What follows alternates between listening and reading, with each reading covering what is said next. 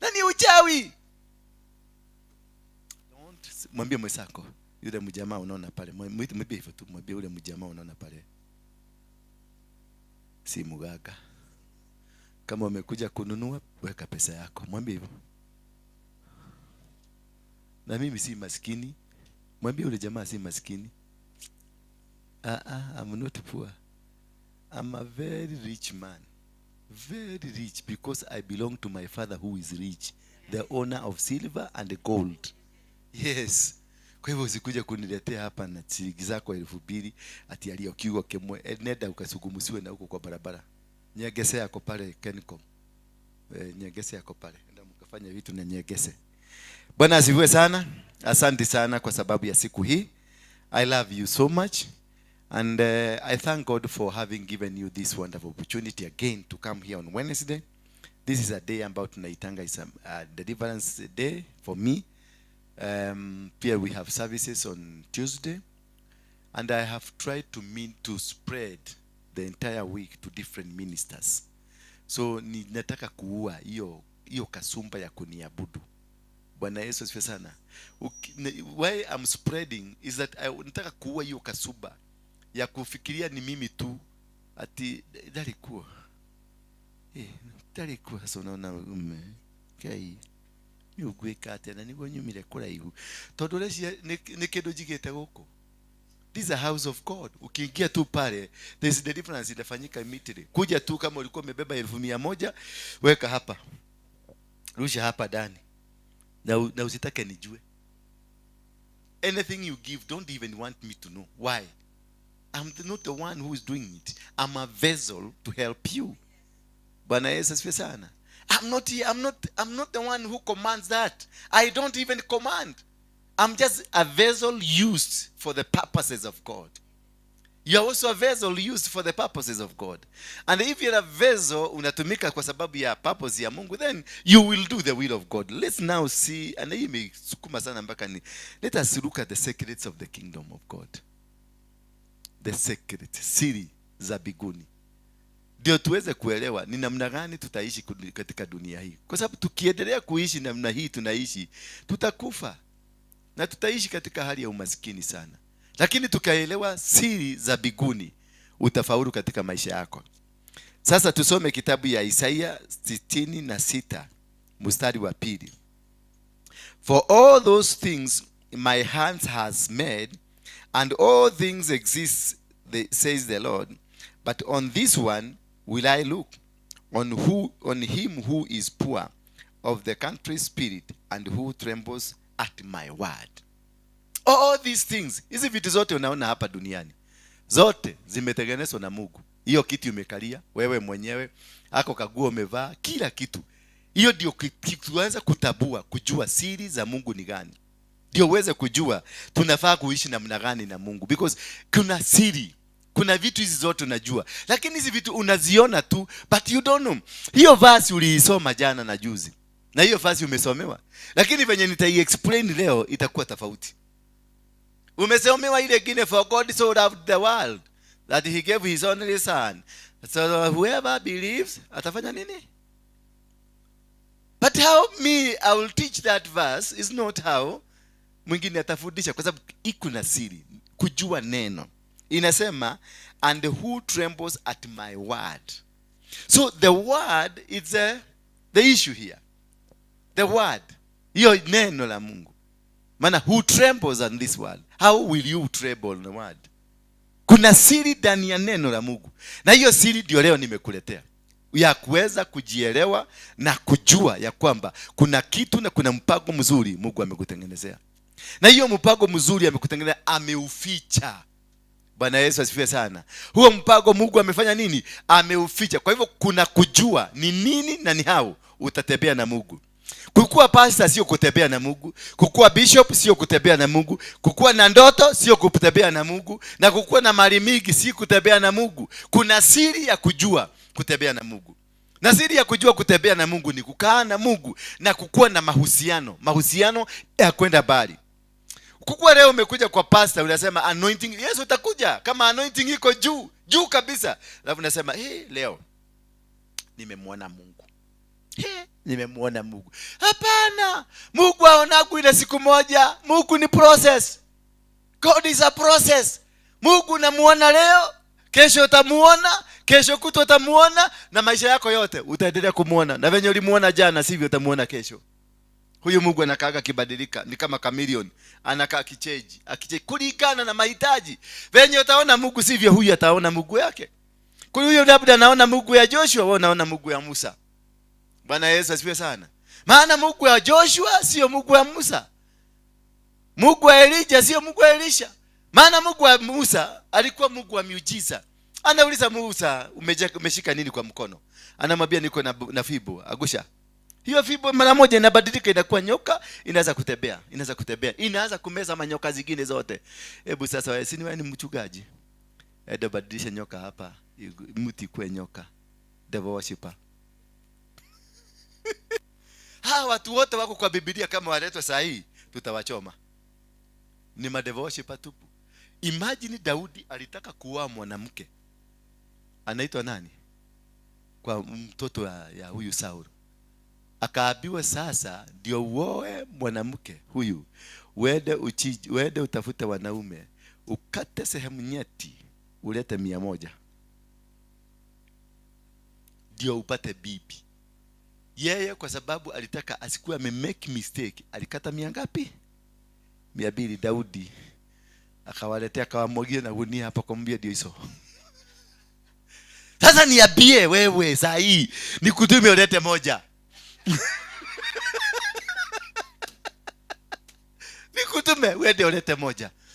Itakuwaje? Magazeti yote itakuja ritual sacrifice. Na huyu jamaa alifanya kazi kwa sababu utaitwa shakahora. Na huyu jamaa alikuwa anatafuta. Kwa hivyo mashakahora hawakuwaza jana. Hapana. Sasa alileta 200 si 100 ndio azikue, hakuzikia mzuri. Hebu ana imagine sasa iliendaje? Walikuwa na washika namna gani? Walikuwa nawekwaje? Walikufa ama hawakukufa? Sasa hiyo story wachana nayo. Huyu mtu ndio Mungu bado anamuita a man after my heart, na akampatia bibi. Bwana Yesu asifiwe sana. God is a different God from what we do. Mungu ni yule ule lakini anakujanga na different colors. Venye aliingia kwa Musa sivyo aliingia kwa Joshua, but the mission was the same. The mission ilikuwa ya kuwabeba, kuwapeleka wana wa Israeli kutoka Egypt kuwapeleka Kanani. Lakini venye Musa aliwapeleka Kanani sivyo Joshua aliwapeleka Kanani. Musa alipeleka watu Kanani na miujiza. Anabadilisha maji, anabadilisha sanini, anabadilisha hii, anapasua maji, watu wanapita. Bwana asifiwe sana. Lakini Joshua, the same mission, the same people, he didn't do miracles. Alisuaga watu kuchinja na kuua. The same. So hebu sasa wewe unahitaji Mungu wa miujiza. Uweza kuweza, wewe Mungu baba ya Joshua ninakualika ushuke. Baba wa Joshua ni wa vita. Baba wa Joshua si wa miujiza, kwa sababu hakuna muujiza. Ilikuwa kutumia akili na kusuaga watu. Kutumia akili na kusuaga watu. Kufuata amri na mpango ya Mungu venye anamwambia muende mupeleke watu pande hii na wengine muweke pande hii. Hasa hawa watokelezee, wakifika katikati watoroke, ndio wale wawafuate. Wale wako nyuma waigie wachome kijiji. Planning. God of Joshua is a planner. Ndiye anaitwa master planner. Bwana Yesu asifiwe sana. Lakini Mungu wa Musa, ni unashika nini kwa mkono? Baba, nimeona manyoka hapa mingi mezidi. Nekeo nyitete guoko ni vibo. Agusha chini. Ikaanguka chini mpaka Musa kaanza kuruka. Akaona vibo yake imekuwa nyoka. Ikaanza kumeza manyoka zingine. Ikaanza. Sasa wewe uko katikati ya vita. Mnapigana, huyu wewe mnapigana. Wewe ukaita Mungu wa Musa na hujui miujiza. Hapo unahitaji Mungu wa Joshua unyoroshe mtu na umalize. Bwana Yesu asifiwe sana. Yes, you must understand God and the situation and the circumstance you need him. Ikifika ni wakati wa vita ni vita. Ita Mungu wa vita. He's a mighty warrior. Bwana Yesu asifiwe sana. Usikwenda kuita Mungu wa miti na uko kwa vita. Haumweta the tree of life. No, it's not the tree of life. Ni msuagano. akupatie nguvu unyarase watu. Na ndio nawaambiaga, don't ask God to remove the load ambayo iko kwa shoulders yako. Don't ask God to remove. Muambie kuongezea mabega ubebe mzigo. Kwa sababu ukiweka mzigo chini lazima utauchukua at another different time. Bwana Yesu asifiwe sana. Na hiyo ndio mzuri, to understand God, how he is coming. When do you need this God? And how do you want this God to come? Do you want him to come as a mighty warrior? Ama unataka kuja ama kama mti wa moyo? Ama unataka kama kuja maji ya uzima? Because Yesu akienda kwa miti alikuwa anaitwa nini? The tree of life. Akienda kwa maji akaitwa nini? The living water. Akaenda kwa mawe akaitwa nani? The rock. Bwana Yesu asifiwe sana. So you apply God according to the situation that you are going through. Sio uweze kwenda wewe hauhitaji vita, you are at peace, alafu unaita Mungu ya Joshua. The peace will be disrupted kwa sababu Mungu anataka kuja akiwa kama Mungu wa Joshua. Na vita itatokea from nowhere. Utakuta kimulevi kimekupitia tu hapo, kinakutukana karibia mjinga hii. Nafikia uko na akili. Hapo nasema, unaita nani mjinga? Poa. Na haki umetoka Katoroni. Ulikuwa nataka cool times za kunyenyekea. Kama maji ya uzima. You lose the meaning, you lose the plan of God. Bwana Yesu asifiwe sana. So you need to understand, how do you need God? And when do you need him? And how? Ni Mungu gani unataka kuita? Is it the mighty warrior? Is it the tree of life? Maji ya uzima? Is it the rock? Unataka Mungu gani akutembelee sasa? At what stage are you? Umepata kabiashara kako kamekuwa kazuri, kamekuwa kana blessing, inaitwa nini? Prophet zimeingia. Sasa utaambia Mungu wa vita akuje. Na ukiambia Mungu wa vita akuje, kajo itateremuka. Wakati umesetoka kazi, that is where you seek a God of thanksgiving. You go God with thanksgiving and supplications. You thank him. You glorify his name. You don't even make a lot of noise. Hapo ukiona kazi kameingia, huduma kama hii kijaa vizuri, imejaa, imekaa vizuri, si kwenda kupiga makelele, ni kwenda kwa Mungu na sadaka za shukrani. Na unamwambia asante Baba. Na ninakuomba tu watu hawa na waongezeke zaidi na wakuwe na wengine zaidi na uwapatie amani. Lakini nikianza kufungua hii kanisa, tulianza na vita. Baba, ninakemea mapepo ya maeneo, ninakemea wachawi, ninakemea waganga. Yes, because unavuja maeneo, nguvu za maeneo, miungu ya maeneo. Hapa kuna miungu ile tulikuta, kuna powers tulikuta. Hizo tulianza kupigana nazo vita. In the process tumekuwa kwa hiyo process. Kwa hiyo process ndio ndio tunaenda kutoka kwa hiyo process ya vita. We are new still here. All the altars ambazo zimekuwa hapa, the altars of immorality, the altars of kuiba, altars, all manner of altars zile zilikuwa hapa. Hiyo miezi tumekaa hapa, tumekuwa hiyo vita. There is no single day utapata amani hapa when you are getting into a new land. Umenunua shamba, kama sasa umeenda uko shoka na kwaito nani? Kamulu Joska. Uende Kamulu Joska, kitu ya kwanza ni kupigana na mapepo ya huko. Sio kwenda kuanza kusema thank you God, you are the master, oh you are holy God, asante kwa kunipatia shamba, holy master. No, it is not about the holy master. It is doing spiritual mapping. Immediately you get there, you do your spiritual mapping. Unajua hii shamba ilikuwa ya nani? Ilikuwa ya cousin ya Kafuere. Kafuere alikuwa nani? Yule mgaga mkubwa sana. Unajua ile kitu iko hapa ni ugaga. Unajua nini? Hii shamba ndio ipatikane ni boy Kamete. Madirector wote 100 wamekufa wakipigania hii shamba. Unajua hapa kuna bloodshed. Bwana Yesu kwenda kusema thank you. No, it has not been given to you. Having the land has not been given to you. He told Joshua, I have given Jericho. Be strong and be. Na amekupatia. No. Amekuambia sasa ndio safari imeanza. Ndio mipango imeanza ya kwenda. I have given you Jericho, but be strong, because kuna watu huko. Mungu hapatia nangi land ambayo si occupied. Kama hii nyumba ilikuwa hapa. Ilikuwa nyumba haijaikawa na mtu, lakini ilikuwa na files za kahawa. Files za kahawa zilibeba economy ya Kenya. Economy ya Kenya ilimalizikia kwa hii nyumba. This room.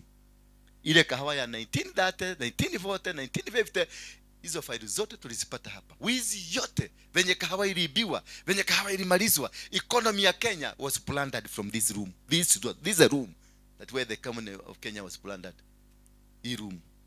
Sasa unakuja tuanze kusema, Pastor Karaja, inua mikono yako tushukuru Mungu ametupatia nyumba. Hulaka turobo sakandaraba keterebo yandolorobo seketa. Unapatiwa, uliabiliwa nyumba, lakini hujapatiwa. Ni wende ungangane uibadilishe, itoke kwa wizi, itoke kwa usherati, itoke kwa Freemason. Kwa sababu kipada hapa mazizi majuu, wengi wa madirector wale waliiba kahawa walikuwa na nyumba zao, maofisi hapa juu. Baka Kashagwa ofisi yake ilikuwa hapa floor 7 wote hapa juu. Na wengi wao 90% wako hapa, matajiri wale wa makahawa, wale the richest in Kenya, wote ni wa Freemason. What do you think is here? Lafte hello katandara reketerebo kacheterebo todo. Hiyo ujika mnawacha. Umepatiwa chochote Mungu amekupatia, it is the beginning of the battle. Mungu akikupatia bwana, it is the beginning of the battle. Mungu akikupatia mke, it is the beginning of the battle. Because si wewe, ti mimi tu nilikuwa na kuona hicho kijamaa kiko hapo kilikuwa kimekuona. Na kuna anti yako hatakagi muolewe. Na kuna ako yako hatakagi mambo yenu ikuwe mzuri. Sasa nakuja yagira modo unego hika tuko kita kohoya hika. Acha upuzi. It is the beginning. What God gives you, it is the beginning of the battle. Bwana Yesu asifiwe sana. Wakati niliingia hapa, kitu ya kwanza ilikubana na sisi ni the spirit of poverty. Kwa hii nyumba kahawa ilifilisikia wapi? What is the spirit reigning here? Of poverty. Poverty inapelekana na mambo ya usherati na witchcraft. Hizo vitu tatu zinapelekana pamoja. Usherati, witchcraft na poverty, zote zinapelekana pamoja. Wherever there is poverty, eda pale huko bana inatokaje? Na hau hanyu heta wate ali hanyu geshagi ama esi wa geshagi kambiti hapo kabiti. Ukaangalia padi unaona kuna watu wamekaa vizuri na padi nyingine, na kile kitu kimegawanyisha ni nini? Makaa ya upande hii huwezi iba, lakini makaa ya upande hii unaweza iba na hakuna pahali utapelekwa. Lakini ya upande hii unaiba, unaweka kwa gari, unasikia moto imeanza kuwaka kwa gari. Hii pande hii juu, because there is poverty. And where there is poverty, kuna spirit ya witchcraft. So getting into a job, umechaguliwa umekuwa minister. A minister, kuna watu wengi 600 walikuwa wameapply for that job. So what is the next move? Kwa sababu umeapishwa, the next move is how this office will be vacant. It can be vacant by you being incapacitated or you are dead. So the next battlefront ni ya kupigana na kifo na kupigana na magonjwa kama nini? Ile inaitwa nini ndio? Paralysis. So nakuta tetokore yagona ke hahai nitone kogo natama nakaudu taumba muro waru na tugodhiete gym na keroshi na ni nginya gym, lakini yekile haika kwa ni hivyo, because you forgot to understand there are several people who are looking for that opportunity. Hii nyumba haikufurahisha watu. Hii nyumba wakati tulikuja, hata managers wa hapa juu wanakuja wananiambia hatakuwa tunafikiria itakuwa hivyo. Kwa hivyo anataka mnegotiate venye bei itapanda. Bwana Yesu asifiwe sana. Because hakufikiria venye aliona, hakuwa nafikiria uko na akili ya kuitengeneza hivyo, ama yeye hakuwa na kama ingetengenezeka hivyo. Lakini wakati ulitengenezeka anaanza kuona na hii nyumba hii kama umetumia kama milioni gapi hapa? Hii ni nini nawaka huko ndani? Hii ni mata. Oh, yes. Hii ni msalaba. Umeweka design mzuri ya msalaba, badala ya kusimamisha huko kasimamisha huko. Hakuna kitu anaona mzuri, ni calculation where to stage another war. But atabadilisha war iende pande gani.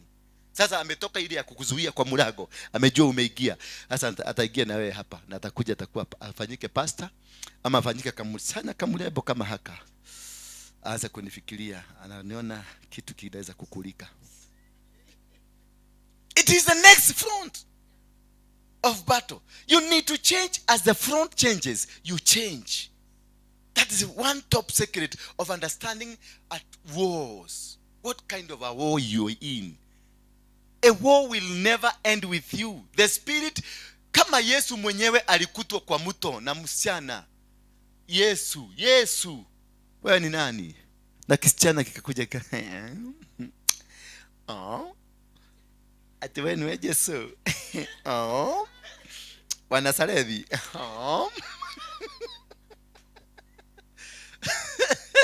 Na akaenda na msichana kutoka siku hiyo akakaso biashara zake zote. Na akakuwa biashara ni nani? Because ya ile spirit ya baba yake inaitwa Judah. The family of Judah, the family of Jacob is a family full of immorality. Na ndio wakaanza kutokana naye huko, zilimfuata huko. Angalia, Judah ameoa akazaa watoto wawili wameuliwa na mwanamke gani? Mmoja. Na huyo baba yao amekuja bado, na huyo mwanamke wamelala na yeye. Na kumbuka the prophetic word from Jacob ilisema, wewe Judah, wewe ndio utakuwa ukizaa wafalme. So he was the first child angekuwa mfalme. Lakini kulingana na trick ambayo ilichezwa mara moja hapo, ikachezwa hii, mtoto wa kwanza akakufa na yule mwanamke anaitwa Tamari. Na mtoto wa pili akakufa, the same wife. Na mzee akakuja, bibi yake akakufa. Who killed the baby? Ukijiuliza, watu wamefanya theology. Who killed the baby? Yes. Alipita jengine akajua kamudhega kaniko kena uradhi. Because all what this woman was interested is to make sure the prophetic word of Jacob does not come to pass. So ilikuwa mtoto wa kwanza ndio angezaliwa kulingana na kiufalme na hierarchy za Israel. Mtoto wa kwanza ndiye anachukua mamlaka, ndiye anakuaga king. So kakaingia kwa mtoto wa kwanza, make sure kamemaliza. Alafu statement nyingine ikatengenezwa na baba ambayo ilifanya mtoto wa pili akufe. Ati wewe dada na huyu mwanamke uzalie brother yako. Iyo uzalie brother yako ndio ilifanya the second born to die. Because the target was to kill the prophetic word. The target was not the children. Kama wangenyamaza waseme sisi hatutazaa mfalme, hakuna mtu angekufa. But the target was to follow where the lines of the prophetic word goes. Mtoto wa kwanza ndiye alikuwa azae mfalme. Huyo akaenda kaputi akakufa. Katedwa. Mungu akamaliza. Wa pili akaambiwa uzalie, you must. Huyu bibi wewe ndio utalala. Bego ni zako, bibi si yako, watoto si wako. The prophetic word ikaigia, ikasikika kwa rada. Ikajulikana, marada woshi ya oyo. Okay, nitokione. Kamama kakaenda huko, spirit ikaigia kijamaa. Kisema hata kama ni wewe damani, hata kama ni wewe na akili yako bofu, unaweza kufanya hivyo huyo mjamaa alifanya? Unaweza kufanya hivyo huyo mjamaa alifanya? Don. Na akili yako bofu, unaweza kufanya hivyo? Tuseme tu kweli Karaja. Wezi. Jamaa alifikiria sasa nikaja ninyi mwena gwe nitafanya ije. Na akafanya hivyo, naye Mungu akiwa mbinguni akafanya nini? Na ndio masturbation leads to death. Because that was masturbation. It leads to death. Wale watu msha masturbate spiritually, you are dead. Uwe mwanamke, uwe mwanaume. If you have ever done it kwa nyumba peke yako na ukafikiria ukuono, Mungu alikuona, you are dead. You are dead completely. Sasa hiyo neno ilionenwa, lala na huyu uzalie brother yako, hiyo neno ndio ilifuatwa. They follow that line. Na this line goes changing, inaenda ka change. Wakati huyu kijana wa pili alikufa, basi wakajua nani amebeba bego ingine imebaki ya mfalme? Ni Judah mwenyewe. Wakajua sasa, how can we catch Judah? Na mwenye ako na assignment ya kumaliza ni huyu mama. So what do we do? Uwa bibi yake akufe. Bibi ya Judah akakufa. Na alipokufa, mzee akaanza kusikia joto kwa mwili. Ikaanza kumuigia. Anaona msichana kama huyu, anasema kana nikagirai.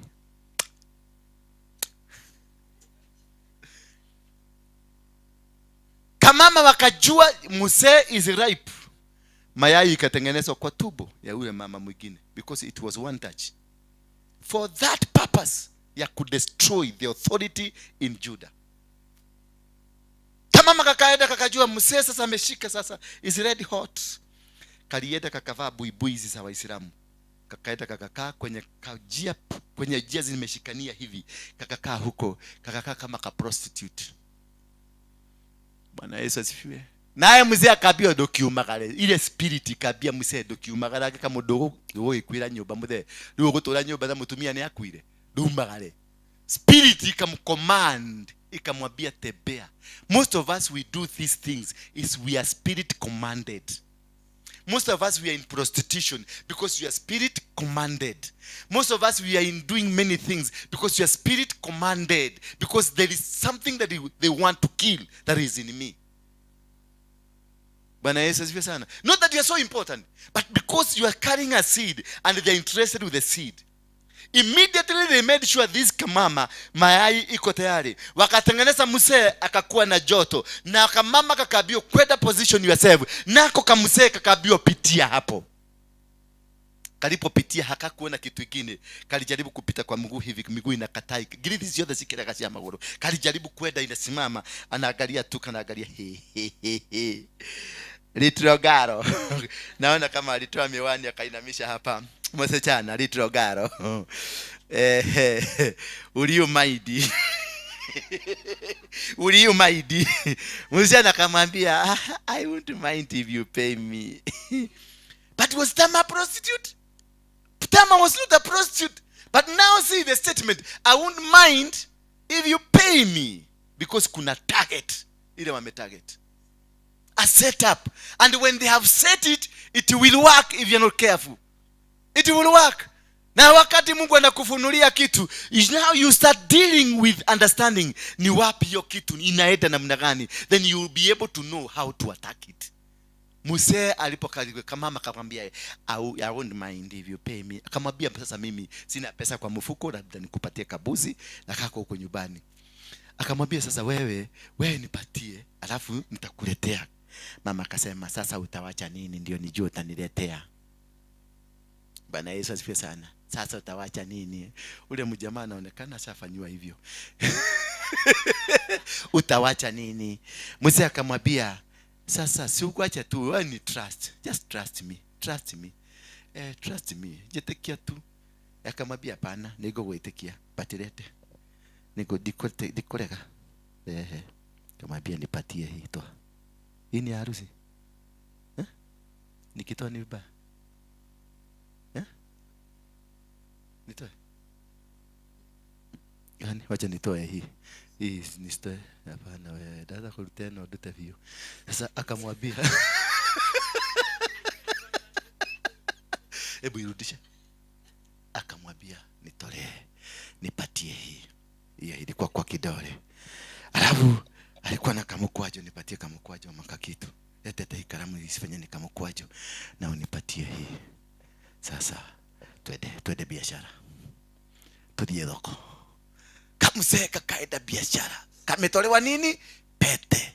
Na kametolewa nini? Mukwajo. Kakabia twende kazi. Kubuka mama mayai iko tayari. Kuekelea tu hivi ikaingia. Kamama kakapotea. Huyu mzee akateremka, akaambia rafiki yake anaitwa Abdurraham, si ndio? Abdurraham. Akamwambia he mundu mukawe hali yai. Na niaje katuma undu twegane ndakena. Ngaragu nyuma nao ni aninire. Chukua hii busi umupelekee huko juu. Kufika huko na busi, aliambiwa hii kijiji yote haijawahi kuwa na malaya. Hii kijiji haijawahi. Na hakujawahi onekana, na hiyo jina ni nyinyi mmekuja nayo. You see the setup? It has worked. Mama alikuwa na interest na hii pete na hii mkwajo for confirmation purposes. Na tubu bego imeingia na imekamata. Mama akapotea. Mama akarudi kwa kijiji, akarudi kwao, kwa Juda, kwa mzee. Kwa sababu alikuwa bibi ya watoto yake, akakaa huko na alikuwa ameambiwa kaa huyu kijana mdogo apade akue mkubwa ndiye aweke bego ile ya kutoa mudhamaki. Mzee aliporudi nyumbani miezi 3 miezi 4 likiaje weka atia. Likiaje gote nguo. ikaja wote nguo. Na mzee Juda ndiye alikuwa chairman wa nyumba 10. Akaangalia akaona limetupa nguo. Akaita mama akamuuliza, naonekana ni kama mambo iko namna hivi. Wakamwambia sasa, akaita kikao na akasema yule amefanya hii maneno for sure na anajua huyu ni bibi ya watoto yangu, lazima atakufa leo. Yeye na bibi watakufa because they have done an abomination. Mama alipoitwa kwa mkutano kama hii akaambia Juda na wasee wote, na Juda ameapa mwenye ameduga na mwenye amedugwa wanakufa leo. Ndio mchairman wa nyumba 10. Mama alimwambia nini? Ngoja kidogo mzee, nikibia kwa nyumba nikuje. Akakibia kwa nyumba mahali venye alikuwa amefugilia mkwajo vizuri kwa karatasi vizuri na pete venye ameziweka, akazitoa akasifukua. Akakuja akasimama mbele ya wazee akamwambia, mwenye hii hata kuongea, mwenye hii mkwajo, na akakaa chini agoje maamuzi. Juda alisema, kweli nimekosea. It is me. Bwana Yesu asifiwe sana. That is a ministry has been hit. An entire ministry has been hit because of that one moment. Seconds hapo kidogo. Mwadhani ya gosho. Sasa ukasemekana bibi atulie. Kwa sababu muamuzi wa kusema anyogwe ni yeye. Na alikuwa amesema muwekaji na muwekwa wote watanyogwa. Sasa ikabidi kesi ikaamuliwa, ikasemekana muwekaji na muwekwa watulie. Hapo ndio kulipatikana watoto wawili, Perez na nani? Haleluya, wasomaji wa Biblia na mwalimu kadhaa hapa. Teacher of the word, Perez na nani? Umesahau? Acha nikukumbushe tu Matthew. Tuingie kwa kitabu ya Matthew chapter number 1. The book of the genealogy of Jesus Christ, the son of David and the son of Abraham.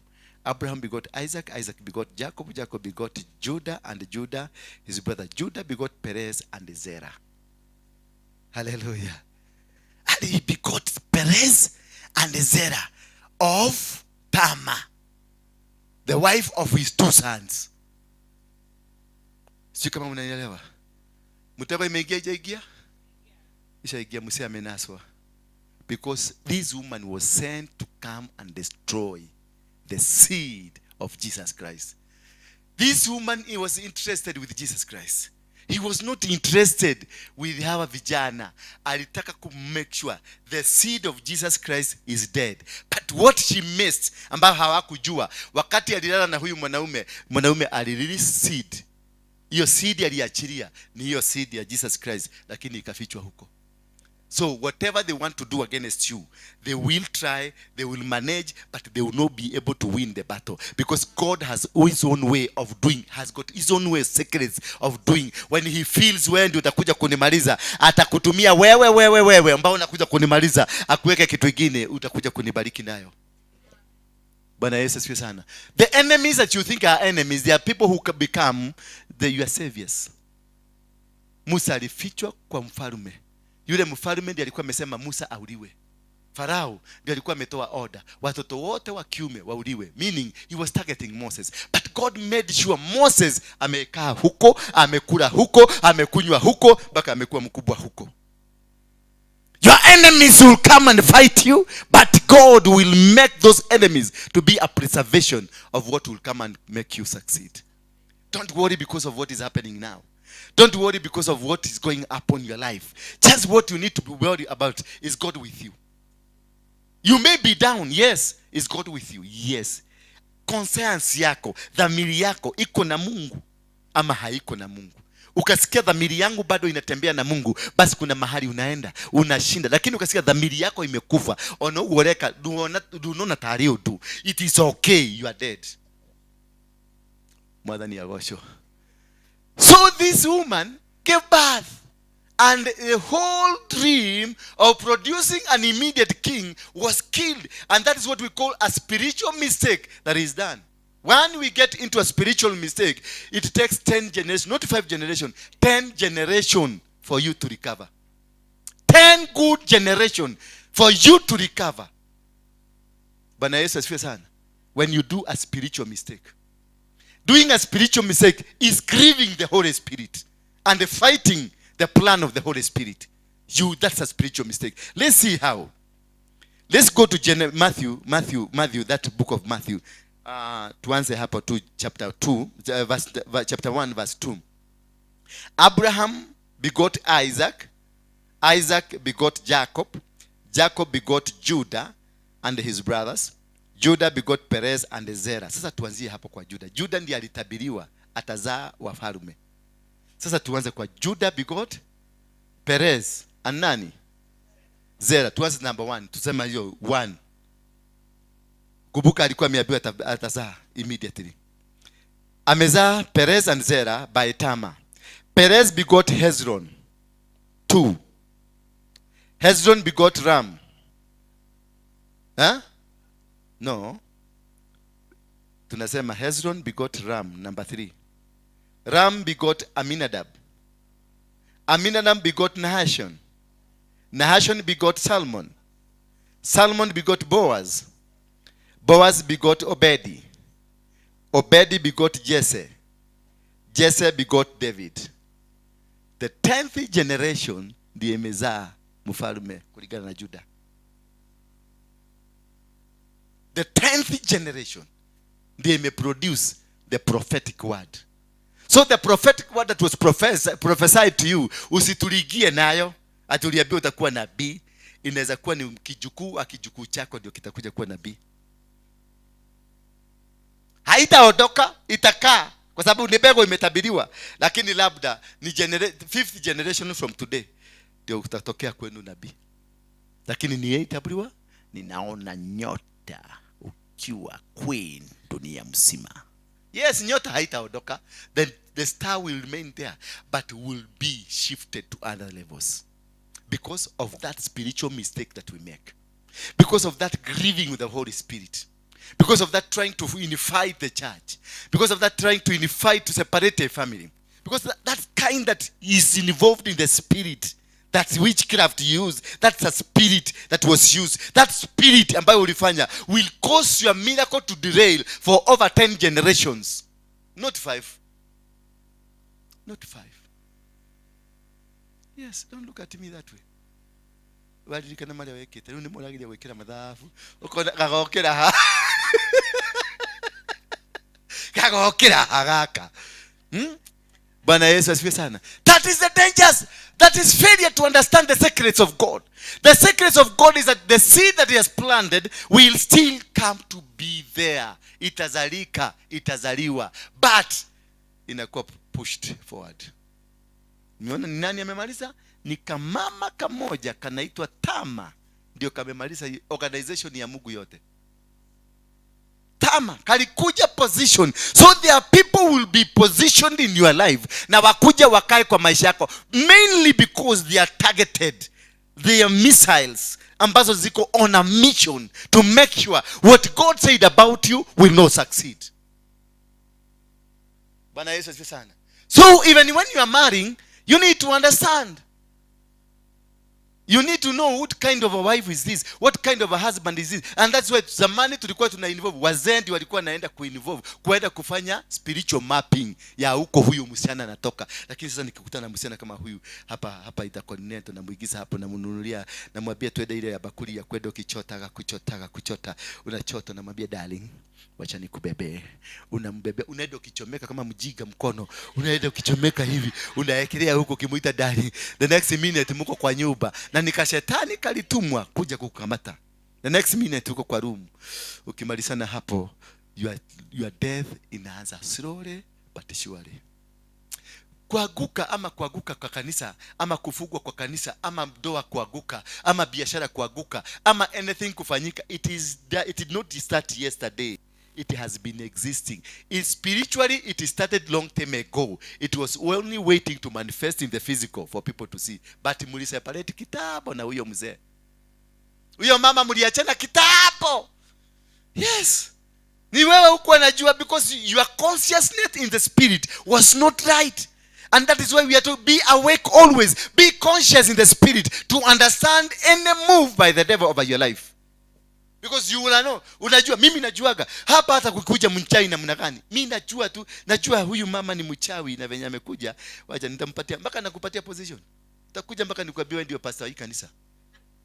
Nakujua na najua pale nitakugogea na nitakugoja mpaka siku ya kugoga. Siku utajaribu kufanya manifestation, ndio utajua a different person. Ndio utajua guy huyo ni pastor. Guy pastor. Na niko turutete wera kutika nideo. Guy na niko tomohoya ile. Hotile koya. Ulitumwa kiwa agent. Ni mimi niliyogojea siku yako ya kuweka kifunguo kwa gari. Iende kusema chong nyong nyong nyong nyong nyong nyong unangoa injini. Learn to be upright here. Put your spirit always well with God. You won't go long. Utakuja umekuja mtarget ni mimi. Told that handsome. Oyo no garuda. Sasa unakuja kadehera ke. Kagura ituka itisi ciothe negugura icio ndigetiga. Icio ndigetiga. Ndake menya gutwara kundu kungi. I will disarm you here. Yes. Uninunulie kaguo kama haka sitawacha. Nitakaigiza kule nikatakase. In the name of Jesus, mapepo yote ninakemea. Na kesho nikuja nimevaa na nikwambia hey, how do you see? Yeah, rakonate. Nikega. Thank you. No giona kage udehere. Nigetha tugathi kungi kwe mundu tarahota kumenya. Unamulete hapa unamweka hapa. Ndio asiende kwa mtu mwingine, kwa sababu ataenda kwa mwingine amumalize na hajui. Wewe kwa sababu Mungu amekufunulia kana yeye hapa. Tembea na yeye, mpeleke hoteli Serena. Tumia 5,000 mkule. Ndio fikiria amekuini. Lakini siku ya kubomoa, bomoa mpaka uende uchugulie kama amemalizika vizuri ama hajamalizika. Na ukiona hajamalizika, unaruka huko unakanyaga vizuri na unatoka unaenda. Bwana Yesu asifiwe sana. That is how we need to do our things. That is how you need to operate spiritually. Yes, don't be fool. Don't kwenda kujiga. Hapana, Mungu ni mjaja. Aliambia Joshua, tuma watu pande hile na utume watu pande hii. Sasa hawa wakienda wakifika katikati, watoroke wajifanye ni waoga. Wale walienda pande hile wakuje wachome mji. Ni ujaja. Tumia akili. Mungu si mjinga. Unafikiri anatusikilizaka sisi zote na anatujibu akiwa mjinga? Amekaa huko ametuchukulia, anajua unataka nini, unataka nini, ile ni nyoka, ile ni chura, ile ni crocodile imekaa hivi, anachukulia tu anachukulia. Ndio unaonaga watu wengine walikufa kitabu, lakini God allows them. Kaini na hao tu. Because some others wako there hata kututrain sisi. Kama mimi nimetrainiwa. Mimi usifikirie utaweza kuja unitepenye. Nimetrainiwa. Kai. Mimi ni webe. Kanyoi. Alezi. Tumekuwa na wewe. Mimi ni kanyoi vizuri. Na kuna siku nakujaga tunacheka. 10 minutes later unakuta ni nyangumi. Pako na shida. Oh no, tuko ragia nake. Ata ni tutiko understand. Uni understand mimi, hautani understand. That is the secret of God. Don't let them understand you. Don't let them know you. Wacha wakuchukua ni musherati na utebeage na hao nashika kawailimu na kaka nenye dete muno nigetha maragia wega kaka nigatomaga views ciongerereke cia YouTube. Tano no kwenda kanita utaona views zitaongezeka 1,100. No kanyita nyitaka kaone kamunyitire kamuninire uciori sikiriria natembea na yeye ndio wapate language ya kuongea. As they are talking, you've moved to another level. Utakuja umefita hiyo vita. As they are talking, you move to another level. As they are going, don't allow them to talk so that they cannot sit down to plan against you. Amen. To disarm the enemy. Create. Wakati tulikuwa kwa Mogeke, ujue akili zangu si hizi kutoka hapa kwa Wakristo tu, zilitoka bali. Wakati tulikuwa kwa Mogeke, wakati walianza kutupiga, tumeanza kushika matatu za Dadora, matatu za Kayore, matatu za Kariobangi, tumeanza, nikaona sasa this is an economical move which will be thwarted by anybody. What I did? Nilibia watu wote wakule tobacco. Na tukashika mama moja anaitwa Waithera pale Kayore.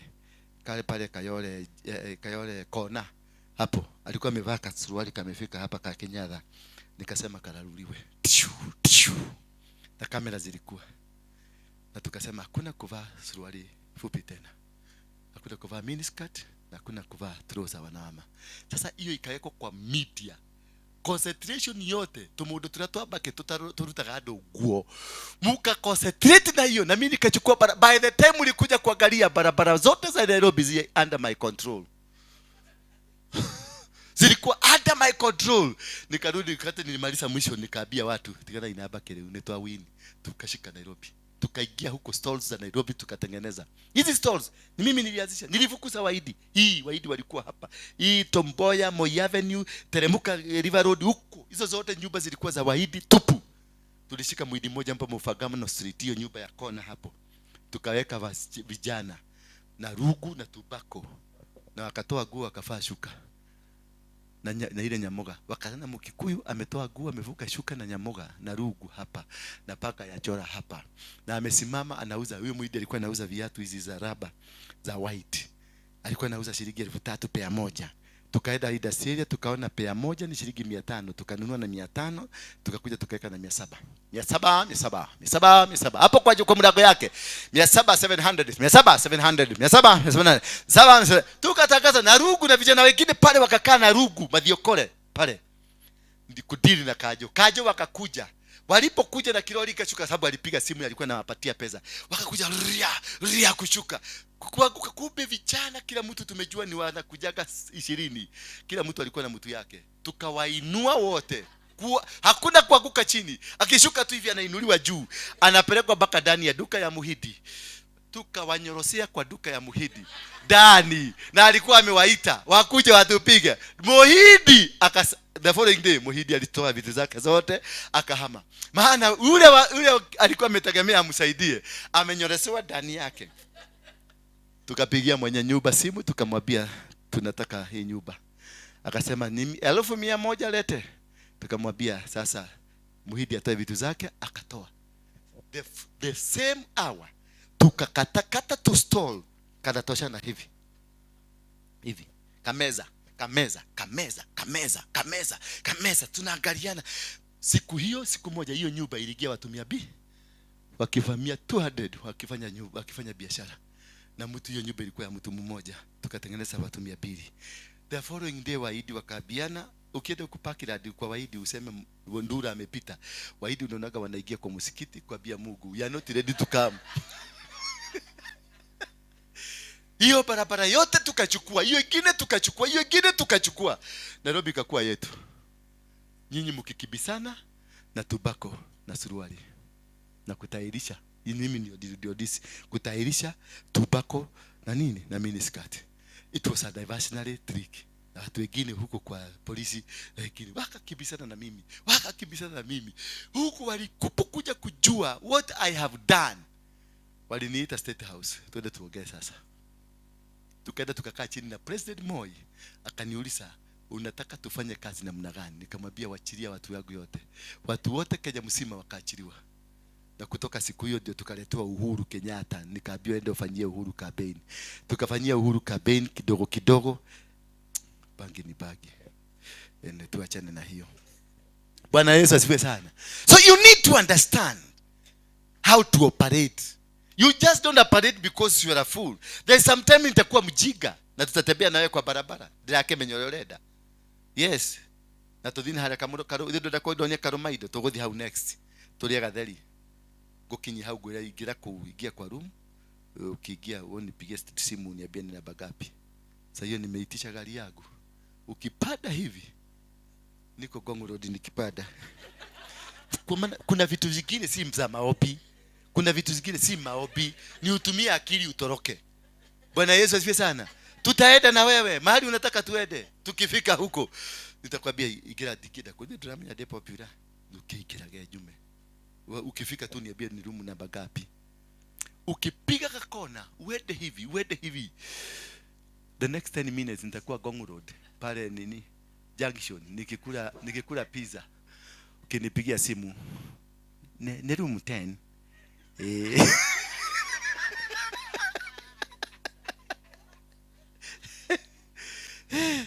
Na sitakuacha hivyo. Hiyo room 10 nitakulipia. Nitakupatia 2,000. Ukae nayo ndio room 10. Ukikosa ya kulipa na fare nikupatia nyingine moja ya fare. Masaa ikikuwa baya uchukue ka taxi urudi nyumbani. Lakini nimejisort, nimetoroka. na nimeondoka. Akili sometimes, wache ujinga. Wakristo muache ujinga. Don't go blindly. Tumia akili kujinasua. Joshua alipigana na akili, hakupigana na uokofu.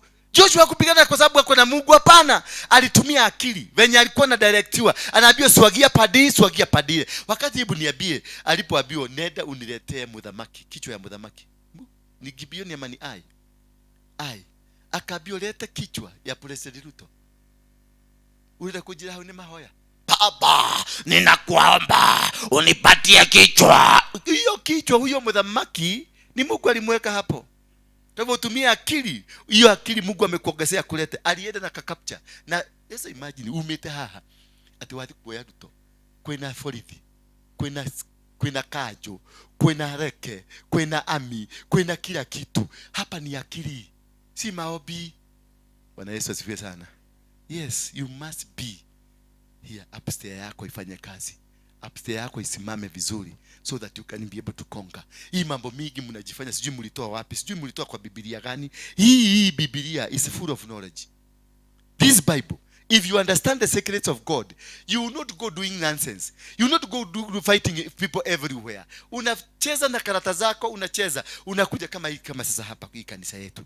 Watu wametumwa, mpaka Manyuro mwenyewe ametumana. Kuna mtu yake hapa mshirika amekuja, anakaa hapa.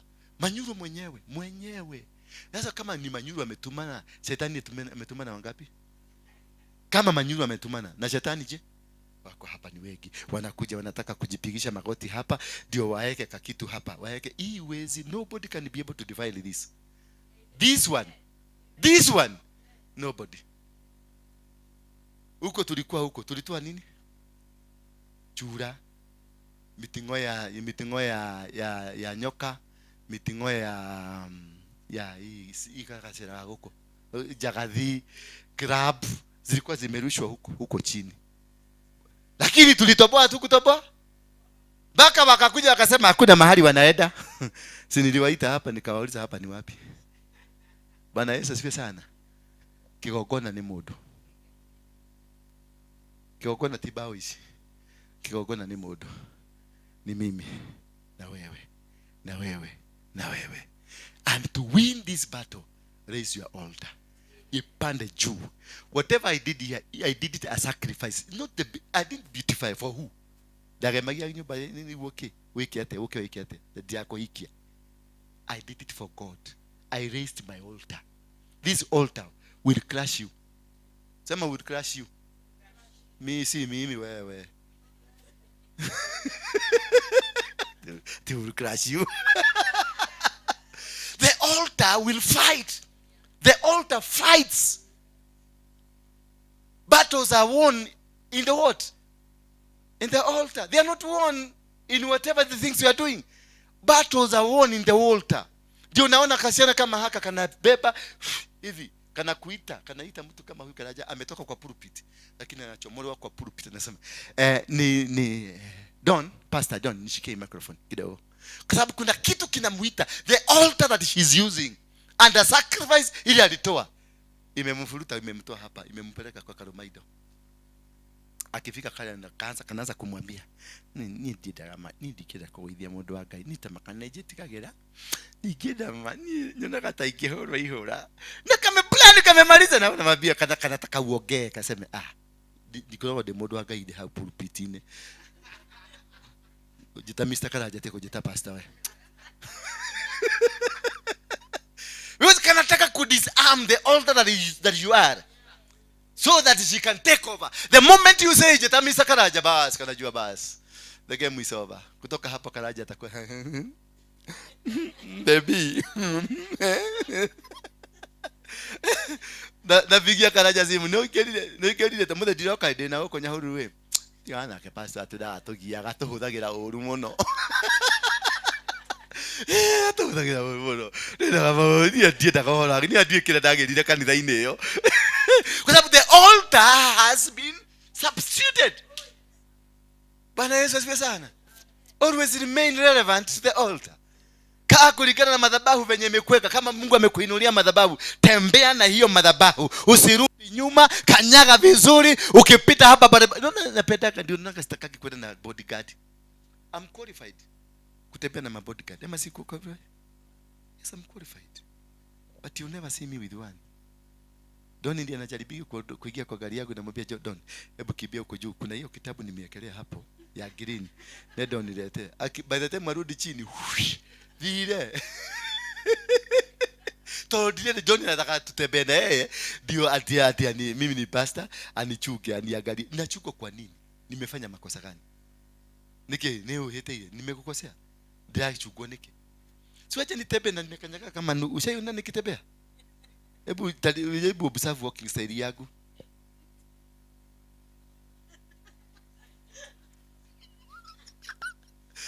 Kila mtu notice the man of God is walking.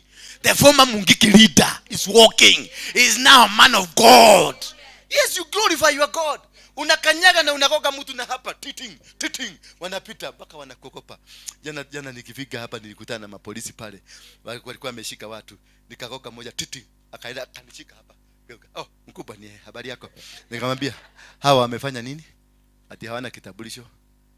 Nikauliza, wewe jina yako ni nani? Nimeita Kenya ajui. Hebu yoga Kikuyu. Akaongea Kikuyu. Nikauliza askari, huku Uganda kuna Wakikuyu? Ati hapana. Na Tanzania kuna Wakikuyu? Hapana. South Sudan kuna Wakikuyu? Hapana. Ni wa Kenya. Fugwe. Si kitambulisho ni kujulikana wewe ni Mkenya na huyu ni Mkikuyu.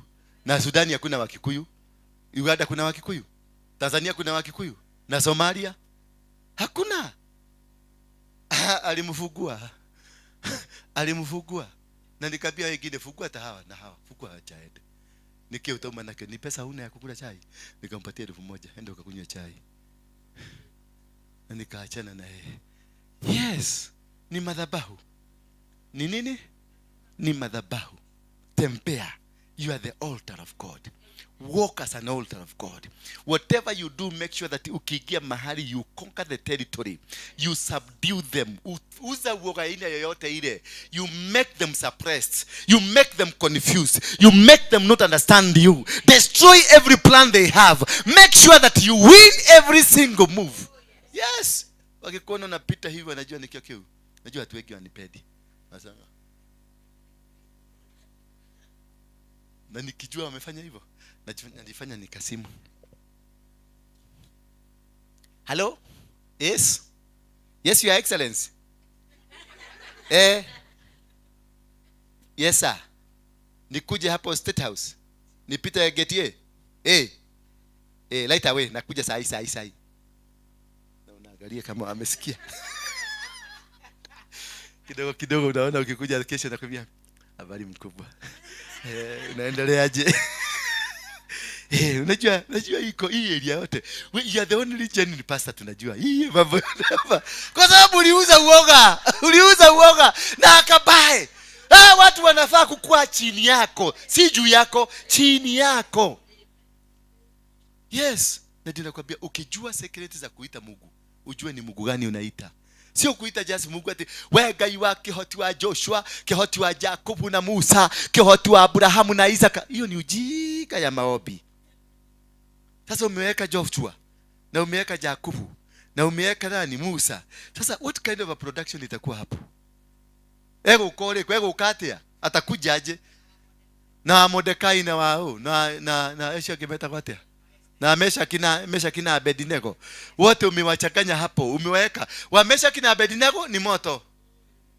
Utaingia kwa moto na utaigizwa kwa moto. Huyu Mungu atakuigiza. Wa Danieli atakupeleka kwa melodi, utakaa kwa melodi ndani. Utakaa katikati ya melodi. Ndio yeye aonekane. Mungu anaonekananga kulingana na venye umemuita. Na ndio aonekane melodi lazima ikuje. Sasa ile shida mingi unakuaga nayo, ni wewe una-invite Mungu ya vita. Sasa unakuta umepigwa. Unapigwa mpaka na maid. Ndio Mungu wa Joshua aonekane.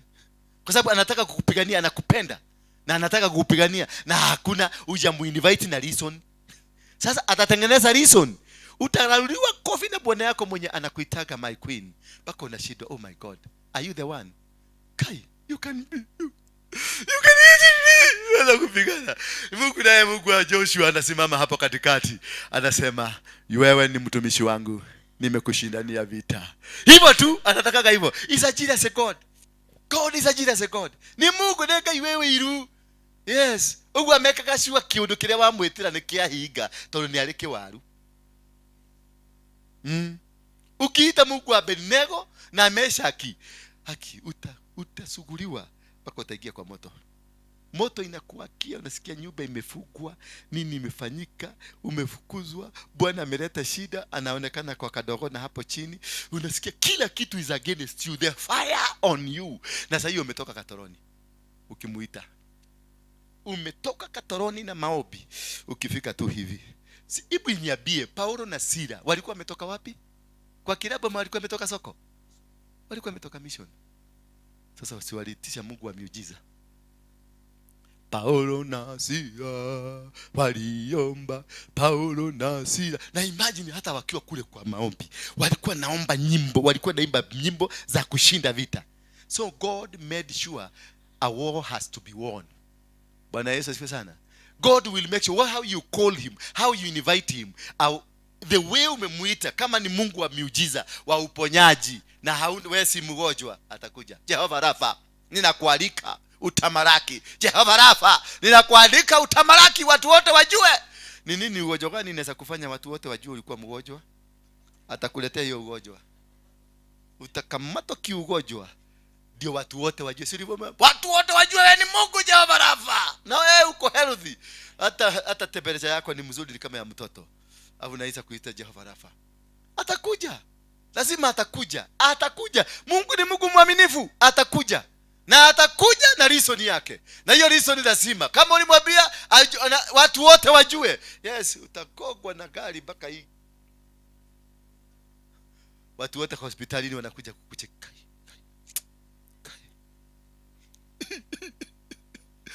My God. My wele tu kai.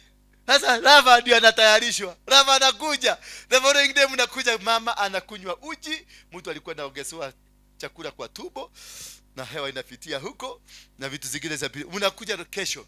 Mnamkuta yeye anawaombea na ambia tuombeni, tushikaneni mikono. Maana Jehova Rafa amefanya nini? Lakini not without a scar. So know how to invite your God. Know what God you need today. Ni Mungu wa Musa unataka ama ni Mungu wa Joshua? Kama ni Elijah ni moto itateremka. Bwana Yesu asifiwe sana. Understand. Know the kind of God. What situation are you? That situation will kama ni ugonjwa itisha Jehova Rafa. Atakuja akiwa Jehova, akiwa mponyaji. Hallelujah. Bwana Yesu asifiwe sana. Learn how to call.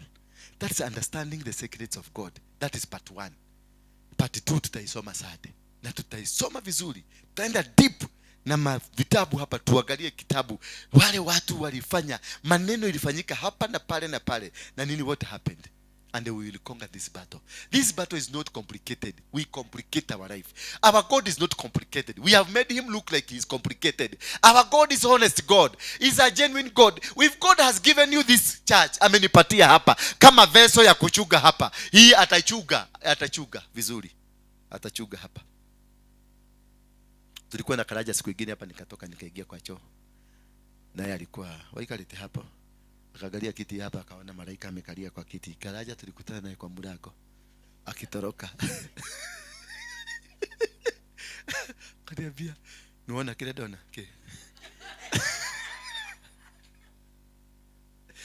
Kaniambia, "Nimeenda akaangalia mimi modo agai hapa kuna Mungu." Nikamuuliza nini? Akaniambia, "Ukana toka toilet."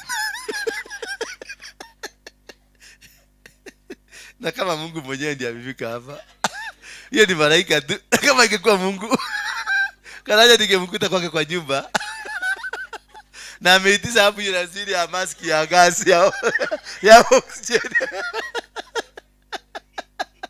Bwana ziwe. Bwana ziwe sana. Sema niko na Mungu mwenye ananipigania na nitaweza.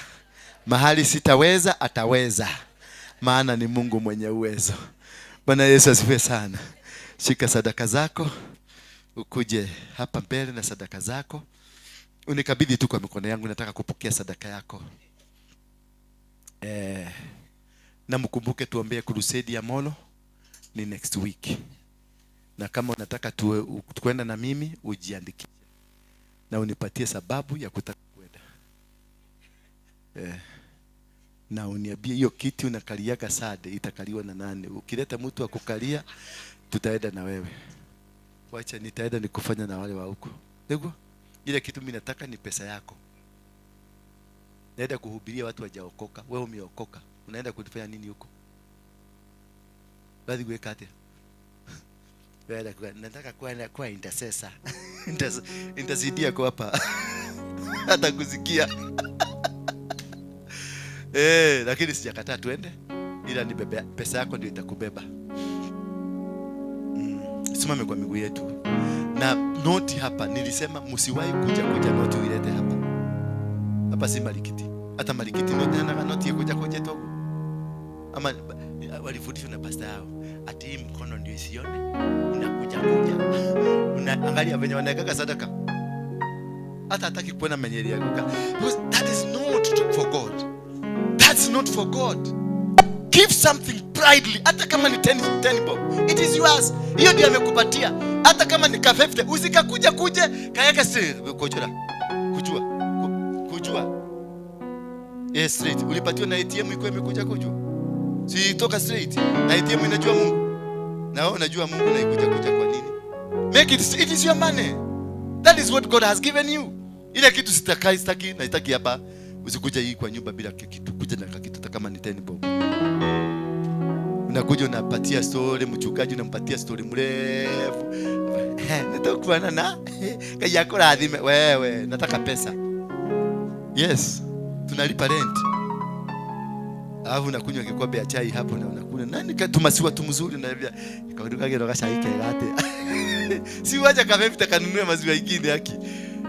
Huyu mama amekasirika na mimi. Najua alikuwa amekuja kutest kama huyo mtu aliokoka. Najua watu wengi wanakuja kwa kanisa, wanakuja kutest. Kwa sababu wanakuaga na kiokometa ili ya kupima kiokoko. Mtumishi, ushaipata na kiokometa ili napima kiokoko. Bwana Yesu asifiwe sana. Inua mikono yako juu tumshukuru. Yaani inua tu mkono, ufungue kinywa chako, mshukuru Mungu, umwambie asante. Pokea sadaka hii ambayo nimeitoa kwa nyumba yako, hii iwe baraka kwangu na inisaidie kuelewa siri zako, inisaidie kuelewa mipango ambayo umepanga mizuri juu yangu. Unisaidie kuelewa, nisaidie Baba kujielewa, kujua ni jinsi gani nitakuja kwako, kujua ni jinsi gani nafaa kuishi, kujua ni jinsi gani nakaa katika maisha yako. Nipe ufunuo, nipe kinywa kitakachozungumza mazuri na mema katika njia zako zote. Fungua tu kinywa chako, open your lips, jiombe tu. Kuna maadui wamekuinukia. Kuna watu wamekuuliza kwa Waruinge unaenda kufanya nini? Ambia Mungu, I silence them in the mighty name of Jesus Christ. Hawataongea tena. Wale wananizuiliaga, mapepo na wachawi na wagaga, hata kama ni manyuru, wote nabazuia. Nasema I silence them in the mighty name of Jesus Christ. Hata wale wanamwagaga mafuta wakizunguka huko, I silence them in the mighty name of Jesus Christ. I destroy every power, every word uttered by them. I destroy it. Wale ambao wamekunyaganya hatima yako, wamekunyaganya that which God gave you, ishike, iritishe katika jina la Yesu Kristo. Waliahidi watakupatia shamba, waliahidi watakupatia kazi, waliahidi watakupatia biashara. Iritishe katika jina la Yesu. Claim it. Itishe bwana yako ambaye aliibiwa. Itishe mtu yote ambaye kuiba pesa zako ambazo zimefungua, ziitishe. Command now. Leo ni siku ya kucommand, ni siku ya kucommand. Itisha chochote ambacho kilinyakuliwa, kiliibiwa. Iwe ni bwana yako aliibiwa, iwe ni mke wako aliibiwa, iwe ni biashara yako iliibiwa, iwe ni mabasa walikuja wakakupangia. Jinasue. Nasua. Kata kamba walizokufunga nazo zikate in the mighty name of Jesus Christ, and loosen yourself. Kila kila kitu chochote walikuahidi, whatever that was given as a gift for God, lakini imekamatwa, wanataka kurudisha. Kama ni shamba ya prayer center, claim it, ivurute katika jina la Yesu Kristo. Shamba waliokupatia ni yako, wakuje bila macondition, wakuje wasign bila macondition. Kama ni bwana yako anakusurprise, usiende kanisani on Wednesday, mwambie kutoka leo I silence you. Kama ni mke wako amekuwa akikwendea, umenyang'anywa mali zako, I silence you. Kata kabisa wale wachawi waganga waliokuja kanisani kufunga huduma hii, I silence you. Walioleta usherati katika nyumba hii, I silence you in the mighty name of Jesus Christ. Kata mikanda yote. Destroy their altars, destroy their covenants, destroy their authorities, destroy their evil powers, evil words. Yoyote ambaye amepanga kukunyang'anya ambacho kitu ni chako, muondoe. Wale ambao walikuwa wako kwenye maisha yako na hawafai kuwa kwenye maisha yako, waondoke in the mighty name of Jesus Christ. Ondoa wao in the mighty name of Jesus Christ. Command your soil now. Command your soil. Wambie, you soil, I command you in the mighty name of Jesus Christ. I command you in the mighty name of Jesus Christ. Uko na mali yangu, uko na pesa zangu, uko na manyumba yangu, uko na magari zangu, uko na kazi yangu, uko na watoto wangu, uko na mume wangu, uko na mke wangu. Lose them. Waachilie sasa. Achilia wao. Achilia vitu zangu. Achilia huduma yangu. Achilia familia yangu. Achilia mume wangu. Achilia mke wangu. Achilia kazi yangu. Achilia katika jina la Yesu.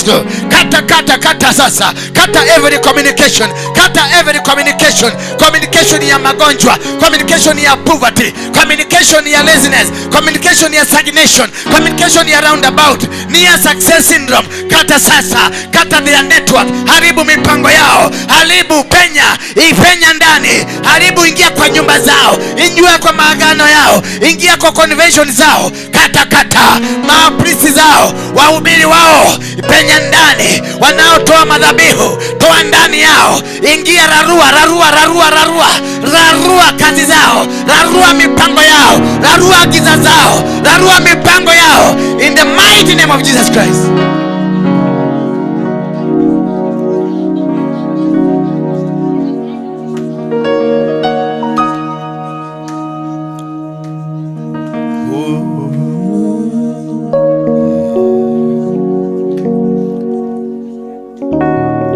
Inua sadaka yako juu. Sema, sadaka hii ninaikabidhi mikononi mwako kama sadaka ya kuteketezwa. Huyu ndio Isaki wangu ambaye namtoa, kama vile ulisema, you shall provide for yourself. And I know from today that I shall receive the glory, I shall receive the goodness, I shall receive the abundance of the heaven. Na kutoka leo nitaelewa siri za kutembea na wewe Bwana. Nifungue mikono yangu, walikuwa wameshika mikono yangu. Nifungue miguu yangu, walikuwa wameifunga miguu. Fungua hatima yangu, maana ilikuwa imefungwa. Fungua huduma yangu, maana ilikuwa imefungwa. Fungua biashara yangu, maana ilikuwa imefungwa. Fungua familia yangu, maana ilikuwa imefungwa. Fungua ndoa yangu, maana ilikuwa imefungwa. Fungua afya yangu, maana zilikuwa zimefungwa, katika jina la Yesu Kristo. Sanjoni muende mpaka upande huu wa suria hii nyingine. Mpande hapo juu, kisha wekeleza sadaka zako hapa. Na chochote shetani alikuwa amekishika kitakuwa kimeondoka. Wekuja hapa, uwekelee hapa. Uwekelee kwenye hii laini hapa juu. Tambaa tu kuja mpaka hapa juu. Kuna kufunguliwa. Maana madhabahu haya Bwana ameniambia ameyatia nguvu. Yeyote atakaye kuja kwenye madhabahu hii naye ataweza kufunguliwa. Just wekelea hapo. Wekelea hapo, na ukiwekelea usimame tu karibu nayo. Maana Mungu anatenda kitu na kufungua. God is lifting you. God is raising you. God is lifting you. Biashara yako inafunguka. Huduma yako inafunguka. Kazi zako zote zinafunguka. Maana kile kitu ambacho mkitafuta, God is with us today. He is changing your life. He is changing your life. He is lifting you up. Your name will never be the same again. You will never be the same again. Utainuliwa majina yako na nguvu zako zote. Chochote walichokinua against you, biashara, against your business, against your work, against whatever the limitation ambazo walikuwa wameweka kwako, zinaenda kubomoka sasa. Zinaenda kubomoka, zinaenda kubomoka, zinaenda kubomoka, zinaenda kubomoka in the mighty name of Jesus Christ. Zinaenda kubomoka, zinaenda kubomoka in the mighty name of Jesus Christ. Asha walete watu ndani. Wastahili, wastahili Bwana, wastahili,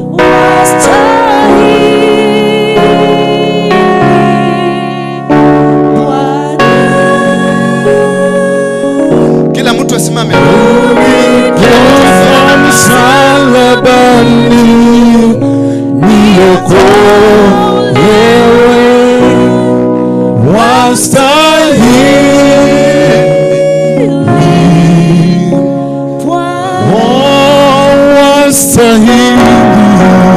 wastahili,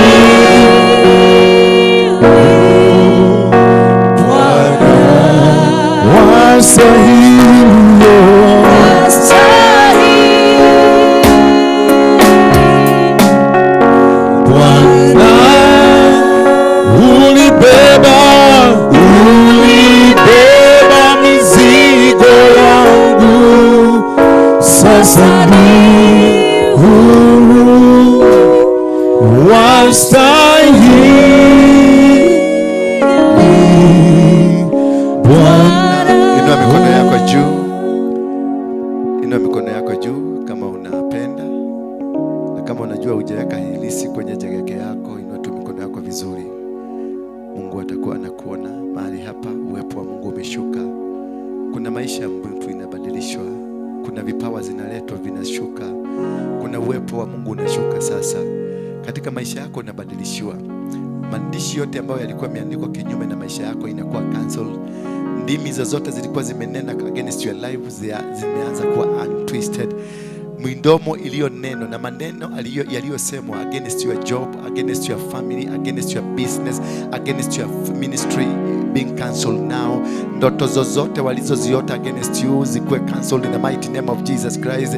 Ninafungua maisha yako. Funga macho yako unapofunguliwa. Funga macho yako unapofunguliwa, unainuliwa sasa. There is an authority from heaven. The fire is coming now. There is fire coming now. Kuna uwepo umeshuka. Nguvu za Mungu zimeshuka. Zimeshuka katika nguvu zimeshuka in the mighty name of Jesus Christ. The power is coming now. The authority of God from heaven is coming now. Your business inafunguliwa. Mipango yako inafunguliwa in the mighty name of Jesus Christ. In the mighty name of Jesus Christ.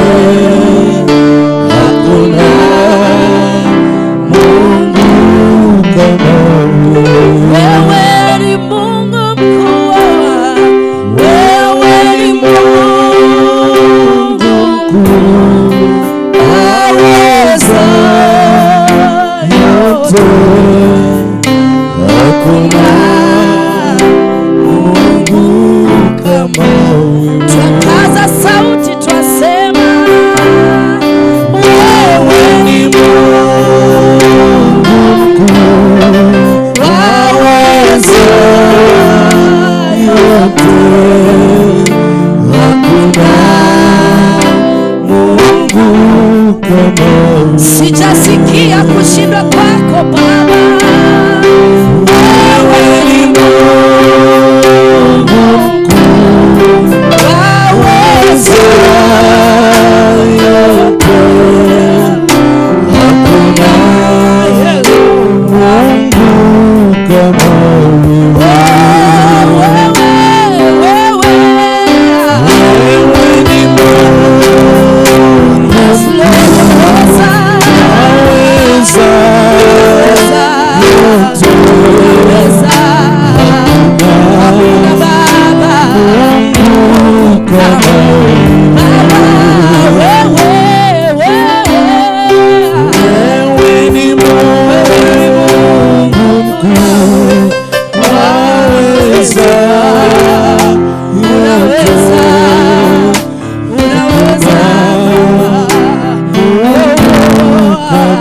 Hakuna Mungu kama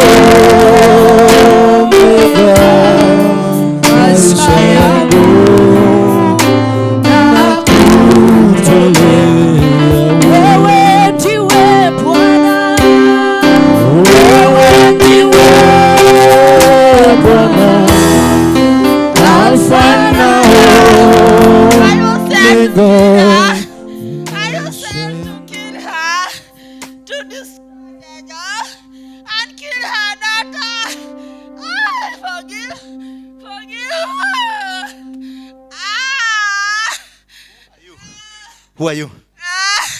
I'm from Uganda. What's the business you're doing here? I was sad. Who brought you in? Who gave you permission? The uncle. Now, in the count of 3. Nikisema moja mnasema moto wa Yesu.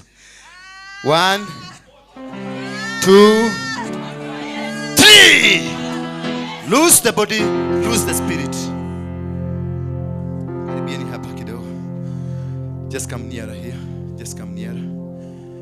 I want to bless you. Come nearer quickly.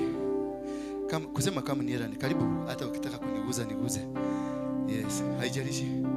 Haijalishi unaniguza kwa nia gani. Hallelujah. Bwana Yesu asifiwe sana. Lift up your hands. I want to release a blessing upon your life. That from today, every enemy power, every sin power, every sin authority over your life, every spiritual authorities that are from a devil in your life, I destroy them in the mighty name of Jesus Christ.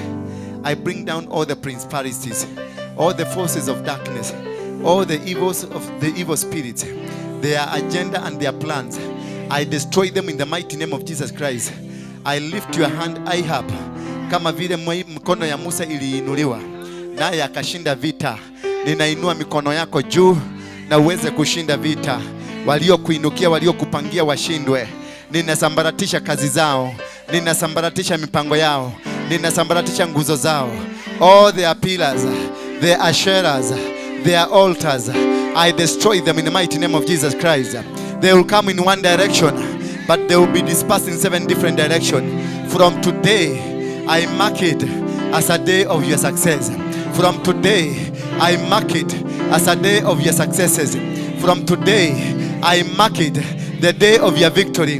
From today, I mark it the day of your winning, the way of your victory.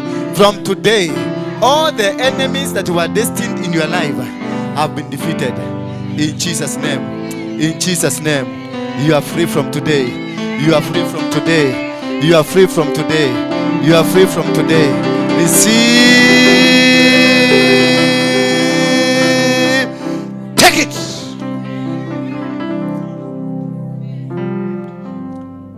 In the name of Jesus Christ. You are covered by his blood. You are victor. Amen. Thank you.